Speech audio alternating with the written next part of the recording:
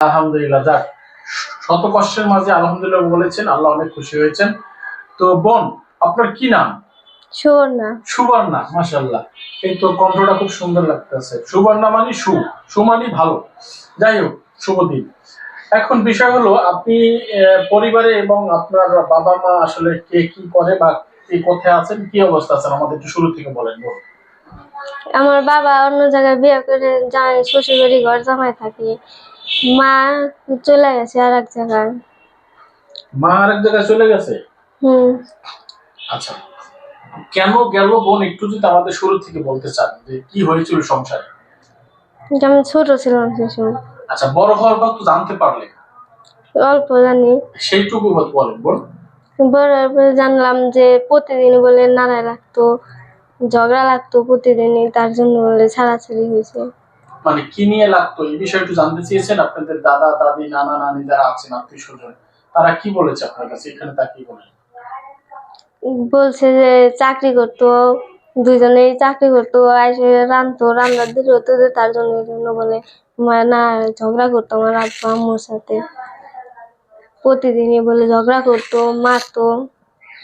তারপরে আপনার মা কোথায় গিয়েছে, বাবার বাড়ি? তারপরে ছাড়াছাড়ি হয়েছিল, ছাড়াছাড়ি হওয়ার পরে নবীনগর থাকে। কার সাথে থাকে? জানি না। আপনি খবর নিয়েছেন বড় হওয়ার পরে মা কোথায় আছে? না, খালি জানি নবীনগর থাকে। নবীনগর কি, আপনি কি অন্য জায়গায় কি বিয়ে হয়েছে? হ্যাঁ। আপনি কি কখনো গিয়েছিলেন ওখানে? না। জাননি? না। আচ্ছা, মাকে দেখতে ইচ্ছে করে বোন? না। ইচ্ছে করে না? কেন? ইচ্ছা করে না। কেন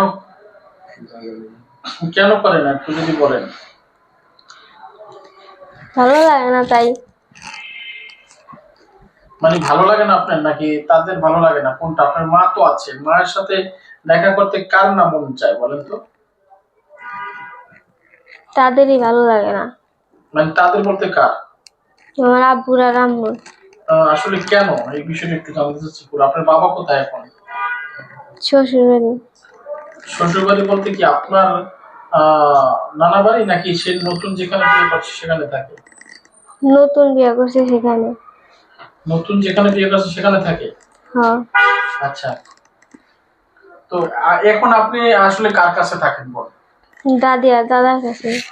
দাদি আর দাদার কাছে। আচ্ছা, তো এই দাদি দাদার কাছে থাকেন, তার সন্তান চলে গেছে, এই বিষয়ে দাদা দাদি কিছু বলে? না। কিছুই বলে না? না। আপনার কি ইচ্ছা বলেন, আপনি কি পড়ালেখা করতে চান? হ্যাঁ। হুম? হ্যাঁ। তো এতদিন কেন করেননি বলেন? এতদিন কেন করলেন না বলেন, পড়ালেখা এতদিন কেন করলেন না বলেন? দাদা দাদি টাকা না তার জন্য। দাদা দাদির টাকা নাই তার জন্য। টাকা নেই তার জন্য পড়ালেখা করতে পারেন না?